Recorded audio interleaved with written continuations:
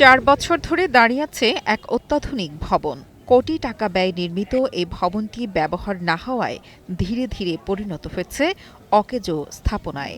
সরকারি অর্থায়নে নির্মিত এই মার্কেট ভবনটি হস্তান্তরের অভাবে এখন যেন গলার কাঁটা হয়ে দাঁড়িয়েছে স্থানীয় ব্যবসায়ীদের কাছে। ২০২১ সালে স্থানীয় সরকার প্রকৌশল অধিদপ্তরের অর্থায়নে প্রায় ২ কোটি ৩৩ লাখ টাকা ব্যয়ে নির্মিত হয় ভবনটি।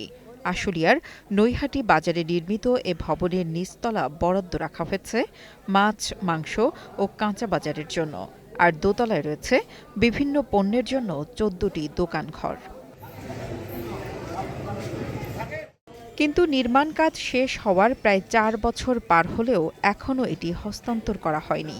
ফলে ব্যবসায়ীরা যেমন বঞ্চিত হচ্ছেন সুবিধা থেকে, অন্যদিকে ভবনের বিভিন্ন অংশ অব্যবস্থাপনা ও অবহেলায় নষ্ট হচ্ছে।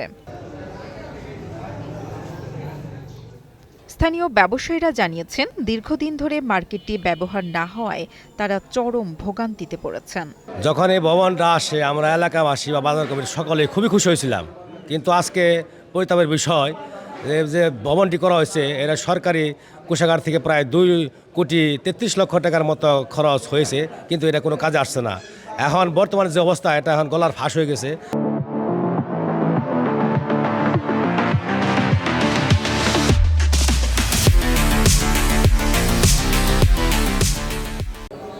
ব্যবসায়ী নেতাদের দাবি, ভৌগোলিক অবস্থান বিবেচনায় সঠিক মূল্য নির্ধারণ করে মার্কেটটি দ্রুত সময়ের মধ্যে হস্তান্তর করতে হবে। বাজারের যে ক্ষুদ্র ব্যবসায়ীরা আছে এদেরও কিন্তু ক্ষতিগ্রস্ত হচ্ছে। এরাও যদি ওই ভবনটার মধ্যে ব্যবস্থা করে দেন, সেখান থেকে আপনার সরকারের পক্ষ থেকেও কিছু আসবে, আমাদের ওখান থেকে আপনার সরকার তহবিলও কিছু আর্থিক সহযোগিতা পাবে এবং কিছু অর্থও চলে যেতে পারে, সেটাও আমরা চেষ্টা করব ভালো করার জন্য। এ বিষয়ে উপজেলা এলজিইডি কর্মকর্তা জানিয়েছেন, অতি অল্প সময়ের মধ্যেই মার্কেটটি যথাযথ নিয়মে স্থানীয় ব্যবসায়ীদের মাঝে হস্তান্তর করা হবে। বরাদ্দের প্রার্থী যেহেতু বেশি, আমরা অলরেডি নথি উপস্থাপন করেছি, এর একটা বিজ্ঞপ্তি দিয়ে সকলের কাছ থেকে দরখাস্ত আহ্বান করব এবং এই দরখাস্ত যাচাই বাছাই করে নিয়ম অনুযায়ী আমরা আপনাদের সুফলভোগীদের কাছে বা যারা ওই বাজারের প্রকৃত ব্যবসায়ী তাদেরকে আমরা এই দোকানগুলো হস্তান্তর করবো ইনশাল্লাহ।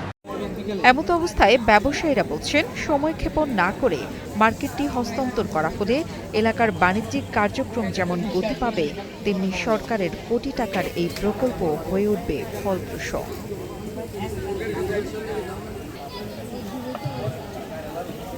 HM সৌরভের পাঠানো তথ্য ও ভিডিও চিত্রে ডেস্ক রিপোর্ট, কালের কণ্ঠ।